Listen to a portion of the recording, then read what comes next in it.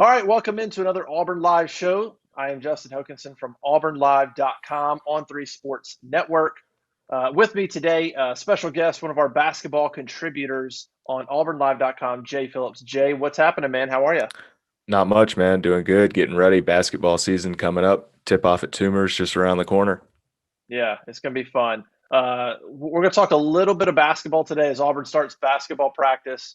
If you're watching this, it'll probably be Wednesday morning. They started on Tuesday, officially started basketball practice. They've been going unofficially, doing some different workouts and stuff, but they kick it off officially today on Tuesday, I guess, yesterday.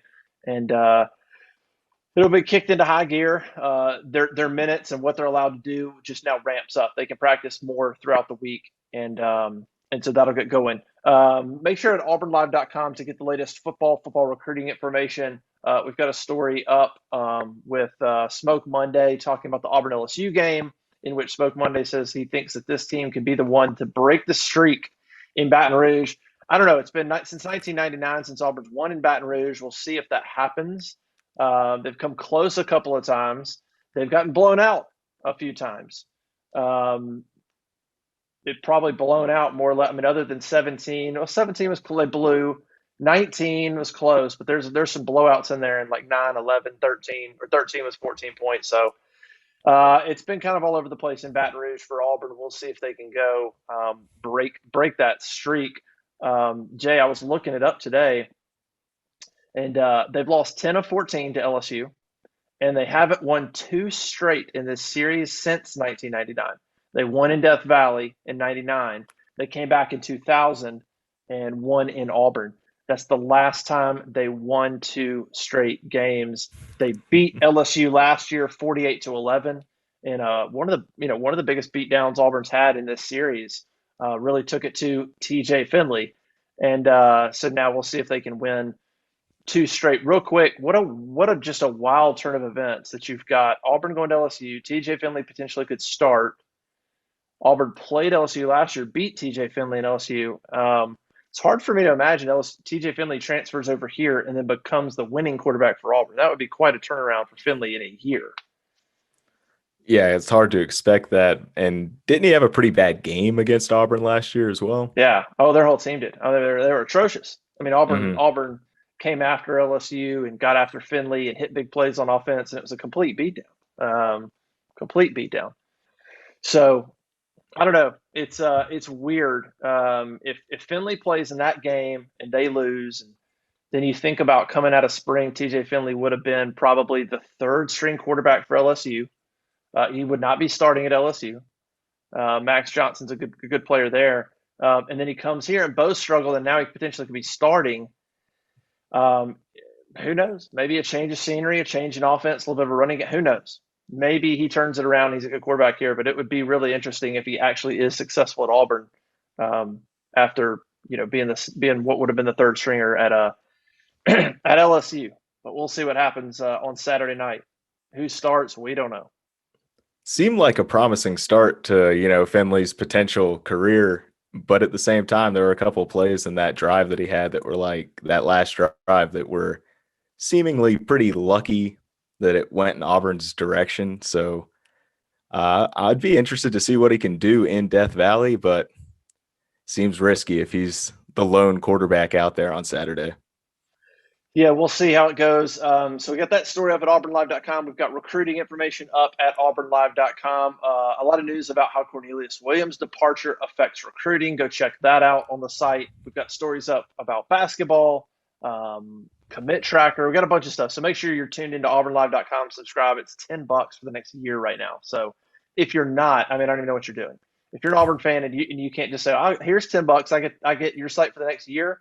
If you're not doing that, then you're not doing it right. So make sure you're over there. All right, let's talk basketball in this podcast. Auburn gets going with practice. We actually had the chance to talk to Bruce Pearl on Monday for the Bruce Barkley and basketball golf event at Grand National Country Club, not Country Club, Grand National. It's Robert Trent Jones in Opelika.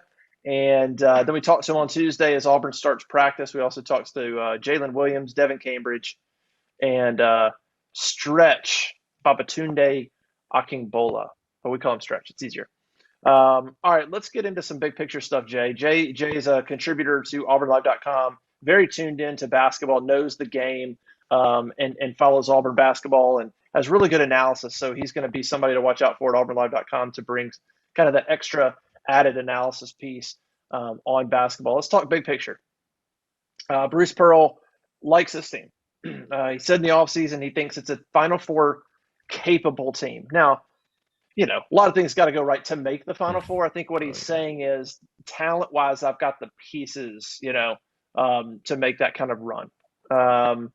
The big thing with this team, obviously, is the 5 new players. You got 6 returners, you got 4 transfers coming in, plus a true freshman in Jabari Smith. That's kind of the big factor. Last year that didn't go well, but there was a lot of things going on. There's COVID. Plus, they were out of high school. Sharif and JT Thor, these guys were fresh out of high school. A little different in that the guys coming in this year have college basketball experience under their belt. Oh, yeah. So what's kind of your take on this team, on the pieces, the big picture? Does he have the pieces? We don't know how it's all going to turn out at the moment, but does he have the pieces, do you think, to let's say compete for an SEC championship? Kentucky's going to be pretty loaded. Tennessee, there's some really good teams. Arkansas and Alabama. But is Auburn good enough to compete with the best teams in the league? And can they make a run at, let's say, a top 5 seed in the NCAA tournament? I think so. And I think if Bruce Pearl likes his team and thinks they have Final Four capability, then they should have the makings of a team that can compete for the SEC regular championship. And it's kind of one of those rosters where it's like, how can he not like it? He's got the 2 highest ranked recruits in Auburn history, in Jabari Smith and Walker Kessler, if you count Kessler in that category. And Kessler and Katie Johnson were 2 guys that Bruce Pearl showed interest in high school and went out and got them in the transfer portal. So it seems like it's a team that was well built for what Bruce Pearl likes to do. The point guard, who we presume is going to be the point guard, and Wendell Green, we've said all offseason he plays like Sharif Cooper and Jared Harper in that same undersized, super talented, great vision category of point guards. And they're deep. Like we've talked about, even with the Flanagan injury, there's several guys who we feel like can step in there and not be Alan Flanagan, but can be good contributors in his while he's out. And not necessarily Auburn's not going to be as good without Flanagan, but they won't miss too much with the guys behind him. And one of the most talented players in the conference should be on the team, at least one in Jabari Smith. And you can just list things forever and go on and on about why this team should compete for a regular season championship. Yeah, so let's talk about Alan Flanagan. Obviously, he's going to be out till December, mid-December. And then, by the time he comes back, it's not just he's back. There's rehab time. There's when does he get back on the practice floor? He's got to practice. He's got to get up to speed. He's got to get in game shape. He's got to get on the court with the team and get in the flow with a new team. So this is something that's going to go. I don't think Auburn will start to look like what they're capable of looking like until into January, probably. Now, we'll see what kind of team they are before that. Doesn't mean they're not going to be good. It just means that I think it's going to be into January before you start to maybe see them figure out with Flanagan and all the pieces what it is. So that's going to play a part in this season. There's no question. Flanagan averaged 14 points a game last year. There were already some college basketball writers that had contacted Auburn to say, hey, we're thinking about naming Flanagan our preseason player of the year in our publication. Could we tell us a little bit about it? Can we talk to him? That kind of stuff. That was going on before he got hurt. So the potential and the ceiling was really high with him. You think about the jump he made. He wasn't going to make that jump again, obviously. But if he just made an incremental jump, and you bring in some big guys to go along with him, and he was going to have a great season. So that's a big, big loss for Auburn. I do think I agree with what Bruce Pearl said to us on Tuesday. He said, this is a team that's just going to get better throughout the year. It's just how it's going to be. And you might say, well, sure, of course. Why wouldn't you get better throughout the year? What he's saying is this is a team from a chemistry standpoint that's just going to have to gel. They're going to have to play games together, and it's going to take a certain amount of time before they kind of are what they are. It's not a team with a bunch of guys returning that were all in the system last year. That's what he means. It's just going to take time for these guys to play SEC basketball, big time basketball, SEC basketball together, and figure out who they are. Do they have the pieces? I think they do. I mean, I think when you look at a basketball team, when I look at a basketball team, man, talent, yes, of course. But you can look across, man. There's teams. I mean, look at Duke with Zion and Rasheem Barrett, and what they get knocked out in the Elite Eight, or Sweet 16 or something. I mean, so you're like, that's a loaded team. Wow. I mean, people are talking about that team not losing a game at one point. So basketball, it's not about talent. It's about, do you have the pieces? Does everybody know their role? Do you have all of those check marks? And I think when you look at this Auburn team, when Flanagan's healthy, you kind of have to look at them in two parts. When Flanagan's healthy, if Flanagan were healthy right now, I don't know that they're missing anything. They've got a playmaking point guard. They've got speed at that position. They're going to be good on defense. They're going to be long. They're going to have length. They're going to have adequate three-point shooting. I think it'll be better than probably the last couple of years. Forget Jared and Bryce. Just forget that. Okay, that's the like a Cam once Newton in a comparison. Yeah, that's just not going to happen to have not just Jared and Bryce, but Chuma who could pop and Malik Dunbar who could pop. Like that's not going to happen. But I think they're going to be adequate there. I think Wendell Green, I think KD Johnson, Jabari Smith, even Chris Moore can be a spot up guy. That they'll be better than maybe what you've seen. They're going to have rebounding. Obviously, you have Jabari and Walker, who've got the height, but you've got athletes like Devin Cambridge. You've got an athlete like Jalen Williams. You've got an athlete like Chris Moore, who I think all can rebound, and Flanagan can too. That athletic ability, they're going to play good defense. I'd say it's still a question mark because defense requires some connectivity. They're gonna have a great chemistry once they play. Having been around these guys, a lot of good personalities, a lot of good attitudes, especially KD Johnson and Wendell Green. Great attitudes, great personalities.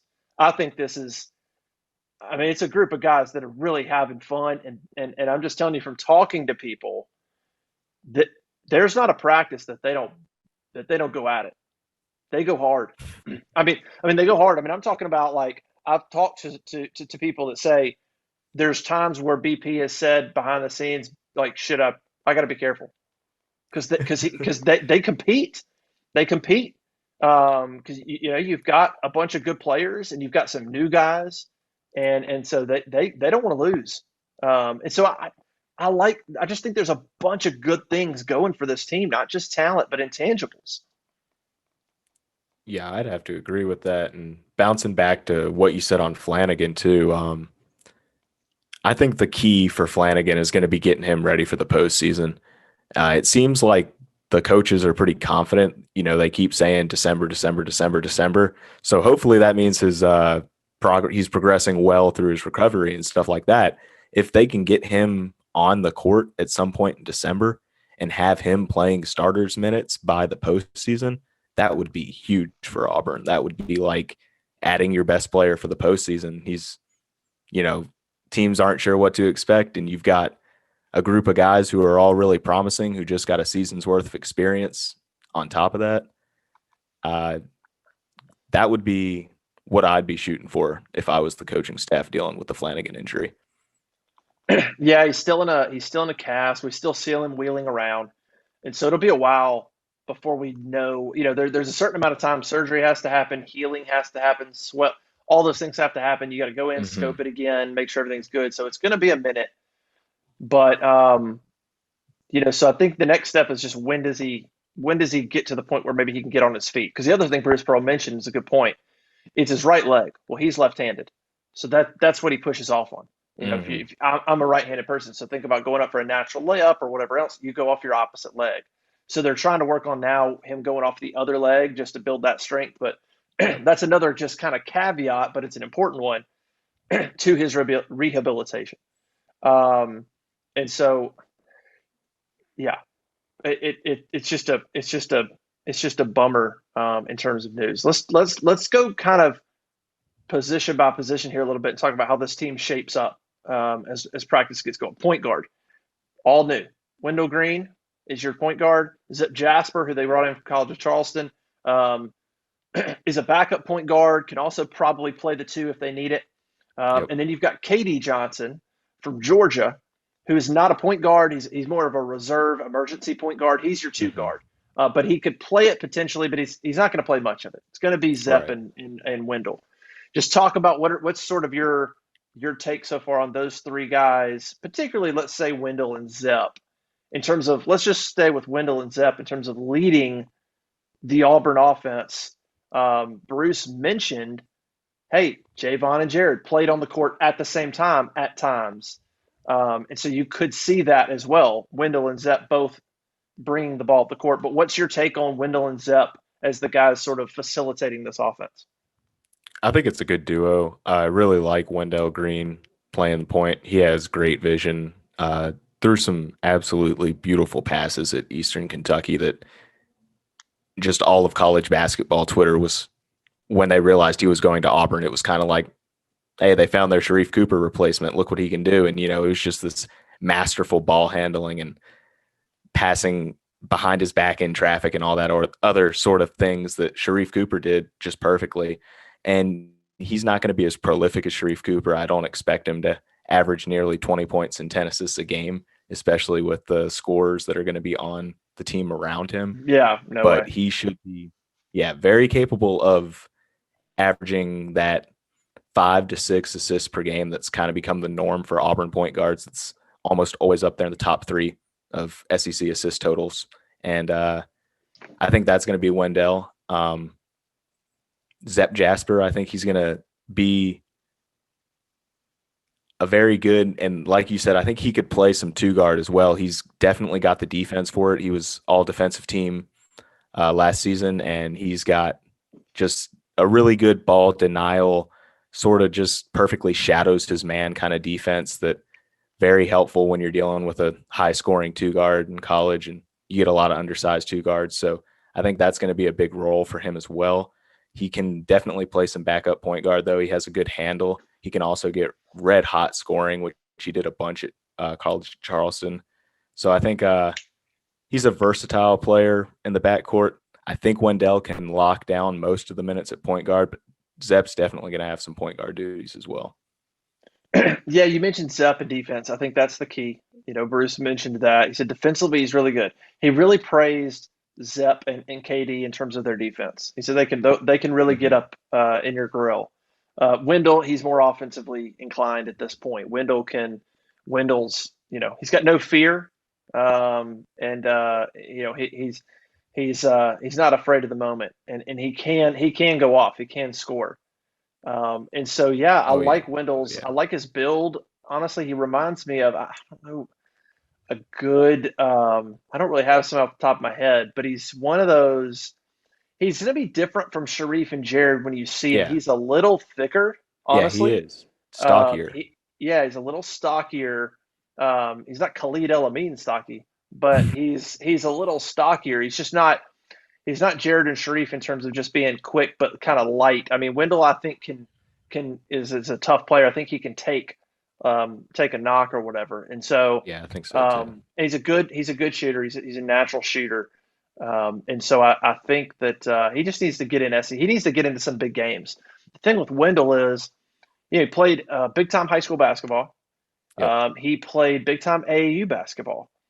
He just he's just one of those guys that kind of got overlooked a little bit, which is somebody like Jared Harper could have easily gotten overlooked if Bruce Pearl doesn't get him to Auburn. And honestly, before Auburn went on this run the last 3-4 years, what were they when they signed Jared Harper? And Yeah. so, I mean, it can happen. And that's kind of what happened to Wendell. He got overlooked a little bit, ends up at Eastern Kentucky, has a fantastic freshman season. He just showed And he was way too good for Eastern Kentucky yeah, too. and he's really good. And I think you mentioned Zepp. I think Zepp brings that. Zepp brings not just the defense. He's a little different personality than Wendell too. He has a little bit more of a calmer demeanor, a little more stoic, if you Mhm. will. And so I think they're I think they're a good pairing, and I think you make a good point on Wendell. Is he Sharif? No. Is he even Jared? No. Jared was special. His ability to get off the floor and shoot from deep, and Jared was a special player. But Wendell's only going to be a sophomore. He's only played 1 year of college Yep. basketball. That's what people forget with these transfers. Zep is a senior, but KD is going to be a sophomore. Wendell Green's a sophomore. Walker Kessler's a sophomore. So yes, they've played college basketball, but it's not like these guys are juniors or seniors walking in. They're young too. Um, but I think Wendell's got all the characteristics of an Auburn point guard under Bruce Pearl. I think there's no question. There's no question about that. And he's not going to be Jared Harper or Sharif Cooper, like you said, but you give Wendell Green a season or two of experience at Auburn with the skill set he has, and he's going to be a very special player if he sticks around. Yeah, no, there's no doubt. And then what about KD? Let's talk about KD, who averaged about 13 points a game at Georgia. He only played 20 minutes a game. And so if you factor if he would have played 28 minutes a game, 29 minutes a game, he'd have been a 16-point scorer, that type of deal. He comes in, he's a really good shooter. He's a really good shooter. He's a tough physical player as well. A guy looks like a running Oh back. yeah. But I love KD's personality. He has brought a lot of life and a lot of energy to the court and to this team. He's meshed really, really well. I think he could be one to watch out for. We'll see how this team develops. I think there's just a bunch like who you got to sort of see how it plays out with a lot of these guys. But KD's got outside of Jabari Smith, I would say outside of Jabari Smith, I would probably say KD Johnson is right there with Alan Flanagan in terms of I need a bucket, and the guy could go off for 20. Hmm. Um, I think he's got that kind of ability to shoot, to drive. He's just a kind of a natural scorer. He's a tough-minded kid, and so I would watch out for him, man. I think we could be overlooking him a tad with Jabari. It's kind of like Jabari and Walker kind of get a lot of the hype, and then everybody else sort of just fits in to where the role is. Like KD could be. He could be a guy. I mean, he could be a guy that while Flanagan's out, he could be sitting there averaging 16 a game. I mean, I could see it.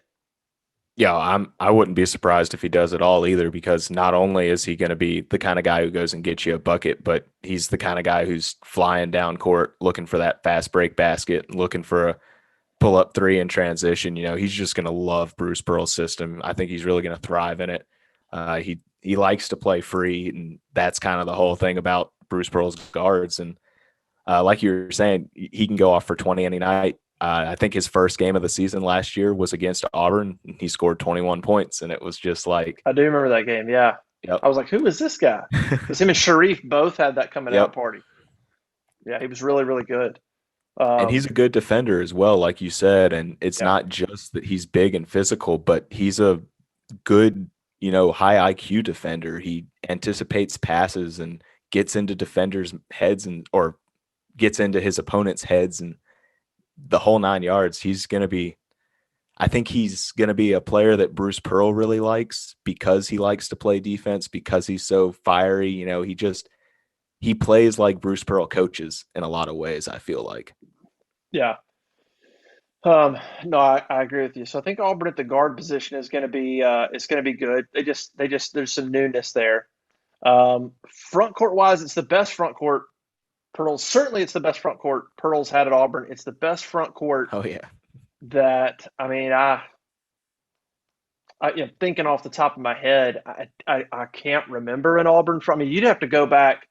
You'd have to go back to the teams with Mamadou N'Ja and Chris Hmm. Porter, and Bryant Smith, honestly, to get a front court that's got and this is more talented. But you'd have to go back to 20 years plus 20 plus years to have a front court that could even come close to what this is going to be. And this one's better. Jabari Smith, who's going to be depending on the year, I think he's worst case. He's gosh, I mean, I don't know that he falls out of the lottery no matter what. But I No mean, let's way. just say worst case he's 12, 13, like 14, 15, like worst case. Yeah. Best case he's going like 2 or 3. There's Hmm. probably somebody I haven't studied enough. There's somebody that's going to be one, that's that There's that guy, Chet Holmgreen and yeah, Chet something Holmgreen's like the big that. name and But Bonchero's but behind him. yeah, but best case, but Jabari's unique. He's totally unique. Hmm. Jabari's going to be really really good. Now expectations are sky high, and so people need to just chill. Like he's allowed to have a bad game, but there's a difference in his what he could go. I mean, think about Okoro. Isaac Okoro was really really good for Auburn. He wasn't a 20-point scorer. Right. He was just a really good, and he went what, fifth or something. Um, so there's a little difference between what Jabari's projection is and like what you're going to literally see on the court for Auburn. There might be, I mean, they're drafted potential, so it's not like Jabari's going to step out there and go for 20 and 8 every game. I mean, that's not quite going to happen. But the kid can shoot. Um, and probably the most impressive thing about Jabari, and from just talking to people, is his competitiveness. It's his approach. Um, when I talked to Bruce Pearl at the end of July, he said Jabari Smith's a professional. He's a pro in how he works out. He's a pro in how he practices, and he's maybe our hardest Yep. worker. And I thought, man, is that true? I thought, is he just hyping up his best freshman? Is he kind of just hyping Jabari up a little bit, giving him some love? I don't think so. I mean, from talking to people, I don't think so. I mean, Jabari hates to lose, and when he's out there, he's a leader. He's already a guy that people are respecting and listening to. He's business. He is all business, and so he's not a typical true freshman that like Okoro was maybe more quiet at times. There was a bunch of seniors on that team. Macklemore, Samir, and different guys.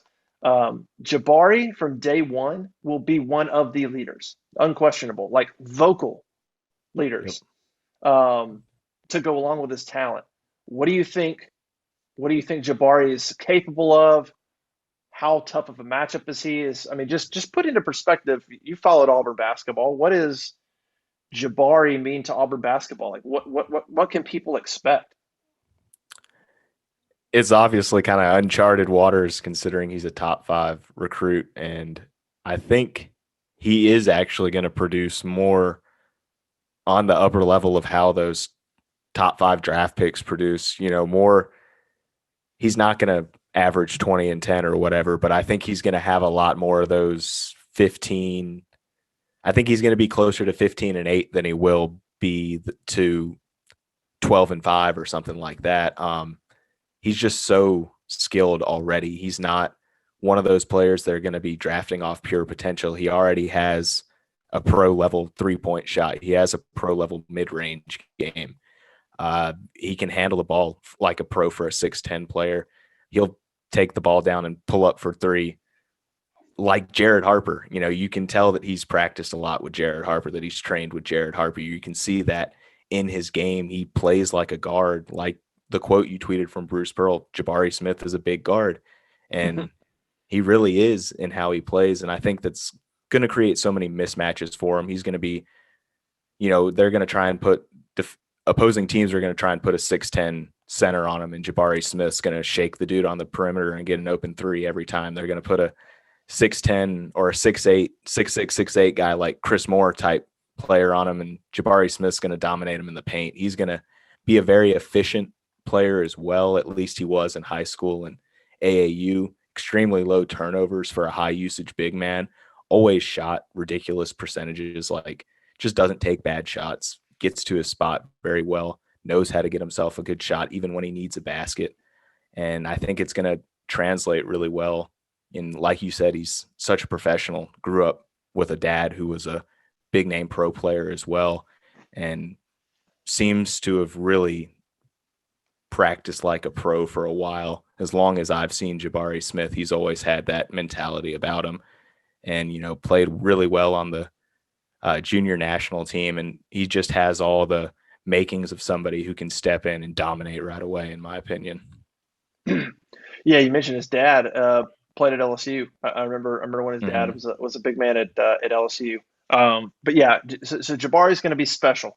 You throw in Walker Kessler, 7-foot Walker Kessler, who's one of the top players in the country. Went to North Carolina, comes back, another matchup nightmare. Oh A yeah. guy that can step out and shoot the three, yes, he can. Um, I don't know how many threes he'll take during the game. I think it'll be a spot up type deal, and if nobody respects that, then he's going to shoot it. I think that's the issue. Don't think Walker Kessler's going to be out there shooting threes. It's going to Right. be deal. It's going to be a deal where if the team doesn't respect that, and you run a pick and roll, and he spots up, and you're a big man, and you're staying at the elbow, he's going to shoot it. Yes, he's going to shoot that. And then obviously if he goes low, he's a problem as well. It needs to be a little bit better, more aggressive rebounding. He's for his size. He's just he's tall and lanky, and so there's times where he could probably be a little bit more dominant there. Then he throw in obviously Stretch, who's a reserve player, 6'10", been there for a while. Jalen Williams at 6'8". Chris Moore is 6'6". He's kind of that tweener player. I said when Chris Moore was signed, I said he's a better Deshaun Murray. We'll see if he can be that this See that. year. I think he's a better player. From what I've heard, I think he's potentially going to be a better player. Watch for Chris Moore to make a jump. He's transformed his body. Big, strong kid. Another kid, by the way, with an awesome attitude. Awesome Oh yeah. attitude. Great guy. Um, Watch for him on the ability to spot up and shoot threes. He's another one that is going to get on a player that's not going to really respect him to shoot the three, and he's going to knock some down this year. There's no question. What do you make of the front court as a whole as we sort of analyze this? Because I think it's interesting.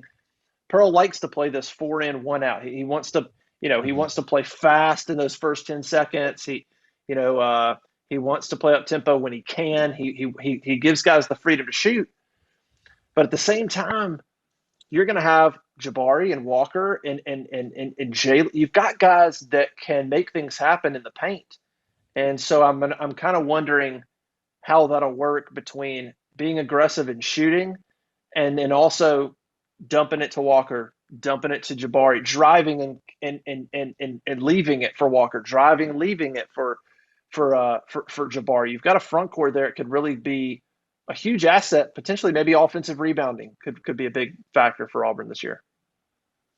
Yeah, I think the front court, it's an all around strength, or at least has the potential to be.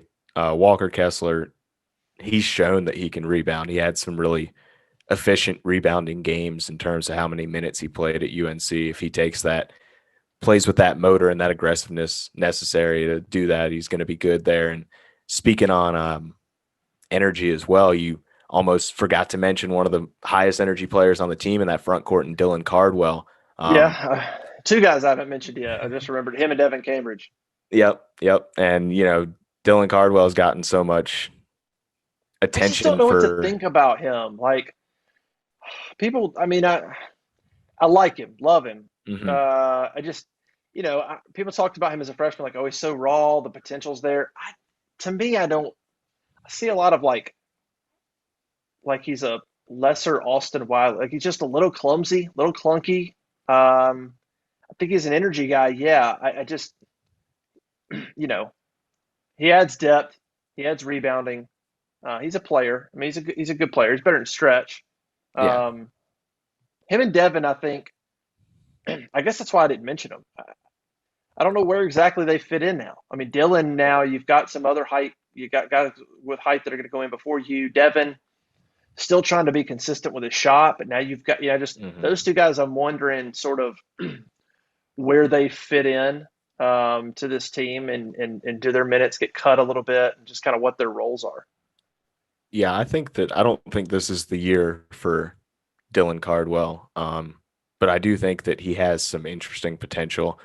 High school career, was a backup at Oak Hill Academy behind Kofi Coburn, which is great experience, I'm sure, but he didn't play much. And then his senior year, he didn't get to play at McEachern. So last year was really his first game experience in years uh, in non AAU basketball. So I do think he has that really raw, worth seeing what he develops into kind of guy. Great frame, seems to be pretty athletic for his size, even though is still a little bit clumsy right now. Um, but I don't know. I think that him and Stretch are going to see a decrease in minutes this year just because of the guys in front of him. And I think that Chris Moore is definitely capable of taking that step over Devin Cambridge in terms of who's going to be playing those reserve small forward minutes. Devin Cambridge has that athleticism and that potential where if you put him in and he just starts making threes, you can't really pull him out. So I'm sure Devin Cambridge is still going to get his share of minutes, but Chris Moore fixing up his 3-pointer a little bit and turning his body. He got so many people said he looked like a football player last year, seeing him on the different Snapchats or Instagram stories and stuff like that. And he looks like a basketball player now. And I think that he's going to have that small forward ability to play on the perimeter that the small forwards and the threes have. And he's not going to be breaking guys down, breaking ankles out there or anything like that, but being able to hit an open three, being able to take a dribble and get to the basket, rotate the ball and stuff like that. He's an unselfish player, high energy guy. I think he's going to be a really good player. I agree that he's going to take a step this year. Yeah, I think he's certainly going to be one to watch. So how do you see this season playing out? It's kind of going to be a tale of two seasons. I mean, the one Yeah. without Flanagan and the one with Flanagan. You've got a pretty tough non-conference schedule. Obviously, the battle for Atlantis, where I think they're facing off. Who are they starting with? UConn. Yeah. Mm-hmm. So you start with UConn. There's the potential of Baylor or Michigan State. I don't know who else is in there. Syracuse? No, I don't know. Syracuse Arizona is in there. State's in there, I Arizona think. State, Loyola, but they lost their coach. I don't know Mm-hmm. what Loyola is going to be. Um, but you've got some pretty good teams in there. By the way, Auburn's going to scrimmage Loyola, Yeah, um, that'll be interesting. which is interesting. I wonder how that came about and why. Um, they're also going to scrimmage UAB at the end of the month at That'll be UAB, a good one. That's which one will I be a wish good we could one. watch. I know. And then they also scrimmage Southern Indiana. So those are all closed scrimmages that they don't report anything. It's not about that. But it's really they got some other. They go to Central Florida. No, Central Florida goes to Auburn. They go to South Yep. Florida. They play Oklahoma in Auburn. They play Nebraska and Atlanta. So nothing that Auburn can't handle, but definitely competitive games. Um, what's a good record? I mean, look at the SEC and how good it is. Man, I mean, I'm thinking. I mean, think about how tough it is in that league, man. Considering they're going to miss Flanagan for a certain period of time, if this team finished with I guess if they went 11-7, like I think that'd be fine.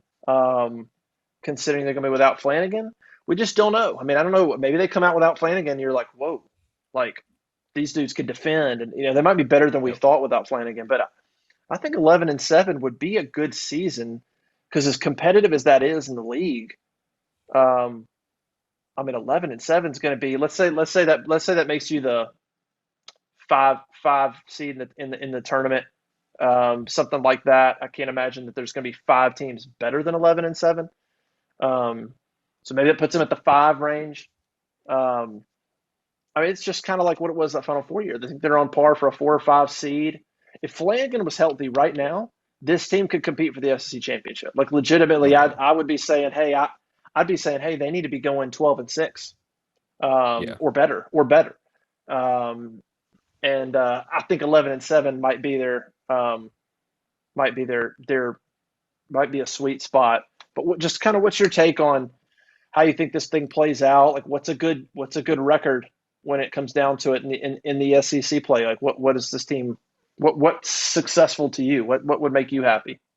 Yeah, I think without Flanagan, if they get to that 10-win range in conference, 10 or more wins, then it was a successful SEC slate for Auburn.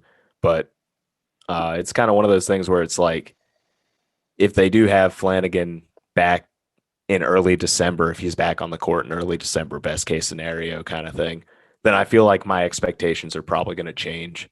I'm going to probably be leaning more to that they need to win 12 games in conference play with Flanagan back.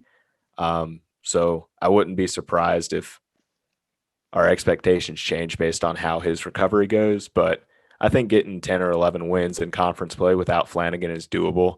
Um, it's the SEC is loaded, but Auburn is deep and loaded, and there should still be plenty of teams that are beatable with the roster without Flanagan, especially with the jungle back at seemingly full capacity. Hopefully, Bruce didn't confirm that, but he says they're moving forward, thinking they will be, but nothing's announced for sure. Yeah, I think you get that back going in, or at least you get the home atmosphere back in, and that gives Auburn an advantage that they didn't have last year. Who knows how much it would have helped last year? Probably a few games where it might have been a 5 point swing that Auburn needed to get over the hump. But um, the big thing is as long as they're improving, like Bruce Pearl said, they've got to take steps even without Flanagan. It's going to be essential for Wendell Green and Katie Johnson to get some chemistry going, and Zep Jasper, and to find out a way to keep the big men involved, which was a problem sometimes, even when Austin Wiley was one of the team's best players. And there's stuff like that that I'm going to be watching for, and that I don't expect will be at 100% game one, but that needs to be by the postseason. Yeah. I'm fascinated to see how it goes, man. I think the ceiling for this team is really, really high. I think the ceiling is really high. And I don't know, honestly, I don't know that the floor is that low. I don't know that. I don't know if there's a set of factors outside of injuries. I don't know if there's a set of factors that make me think this team could not live up to having a good season, or live up to at least average expectations of what people think they're capable of. Outside of injuries, I mean, there's just too many guys, I think, that can score the ball. There's athletic ability to defend. If Jabari's not having a good night, you still have a 7-footer in Walker. Yep. You still got a guy like Wendell. You still got a guy like KD that can create. If Jabari's on, then it's gonna be, if Jabari's having a good night, that whole team's going to probably have a good night, because he's just going to draw attention, and it's going to be a problem. But if there's games where he's not, I think you still got guys that can create on their own at the guard position. And I just think there's a lot of versatility. I really do. So I think the ceiling is a lot higher than the floor is low, if that makes sense for this team. Yeah, And I'm curious to see kind of how they get going. I think it's going to be different. It's just another different team for Pearl. My gosh, he's had some really experienced teams, Final Four, and the next year a bunch of seniors. He's had a really young. Now he's got kind of a mix of experience and new and young, and sort of a melting pot this year. And so I'm interested to see. The one thing I'll end on this, and that's, I don't think we have given enough attention probably to what COVID did last year, to the ability for that team to be good. If you're looking at last year and you're thinking, man, has Pearl lost it, or what happened last year? If you're just trying to figure out what happened, obviously Sharif missed time and didn't play, but you combine Sharif and JT Thor and these being true freshmen, Justin Powell, yep. True freshmen, and then guys like Jalen and Devin, they're just sophomores. Who didn't play much as freshmen either. Who didn't play much. You had the youngest team in college basketball. Then you throw on top of them COVID, which the restrictions on them guys, it wasn't just like limited practice time. Like there were times when they didn't practice together. You had to practice in the gym as in units. Like a couple would go in and then they'd leave, and a couple others got 45 minutes, and it was so disjointed that you had to be a really, really, really talented team or a super experienced team to handle that, and Auburn was neither. And so I wouldn't put a lot of stock into last year. It was kind of a throwaway year. I think it's going to be a much, much different product this year. None of the young teams were great last year. It was the same problems across the board kind of thing. You look at what happened to Kentucky, Duke. The list goes on, really. Yeah. Well, it's going to be fun. Auburn begins practice. We'll have full basketball coverage at auburnlive.com. Jay's going to be providing analysis. We're going to be counting down our top 11 players for the Auburn Tigers. We're going to count that down starting here soon, and release those every couple of days until Auburn's first game on November 9th against Morehead State. So be on the lookout for that. We'll be profiling each guy, strengths, weaknesses, what they do well, all that good stuff, and see if you agree with our countdown of the top Auburn players on this roster. So we'll have that going on. Jay will be a big part of that. If you have any basketball questions, put them on the message board at Auburn Oh Live, the yeah. corner. Just post them. Just say, hey, Jay, and ask him questions, man, and he'll pop on and answer. Jay, looking forward to getting this basketball coverage ramped up, man. Oh yeah, definitely. I'm always down to talk some Auburn hoops, you know. Get at me on the message board on Twitter. I'm always Yeah, around. perfect, dude. We appreciate everybody joining us. Jay, thank you so much for joining us. Make sure you're at Auburn Live, subscribe, and we'll see you next time.